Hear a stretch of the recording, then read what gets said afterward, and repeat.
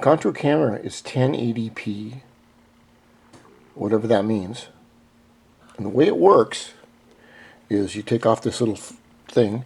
It has those two little dots right there are laser dots. So when you have the helmet on, you can line up two laser dots with wherever is in front of you so you know where it is. To use the camera, you just push the button right here. It clicks a couple of times, I believe.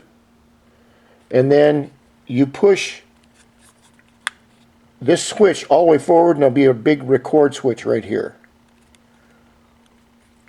And there'll be a green light right there to show this working. That's what I hope anyway. It's a great little camera. It's worked really good on the 13 minutes that I had on the RR. And of course, this is for Euclid too. He's the great bike rider expert. Let's see if I can get this in the sun. Yeah. Hello, Euclid, you annoying bastard. This is DIOSpeedDemon. You know, you're lucky I'm talking to you. You can tell your grandkids that you actually met me. I'm actually talking to you. Euclid is a great tactician of motorcycle parts, but he's very fucking annoying sometimes. But he is always right.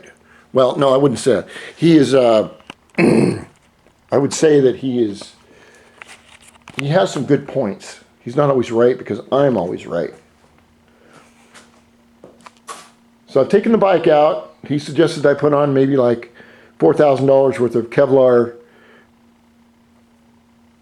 hazmat suits and gloves that go all the way up your arms and everything, just in case that I crash at 37 miles an hour and happen to, you know, take out a school bus or a building or whatever.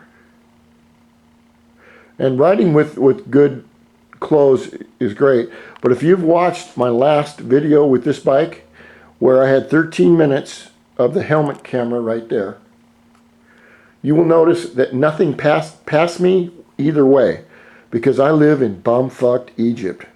It's got nothing to do with Egypt. What it's an American slang for way out in the middle of nowhere that nobody knows where it is. So there isn't any traffic like there is in Florida, muggy Florida, which I like Florida.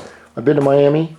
I flew to Miami, then I flew over to the Bahamas. It was great. That was 40 years ago. And then I left Tampa Bay and I went down by Cuba and through the Panama Canal and back up to Canada, which was great. Okay, next.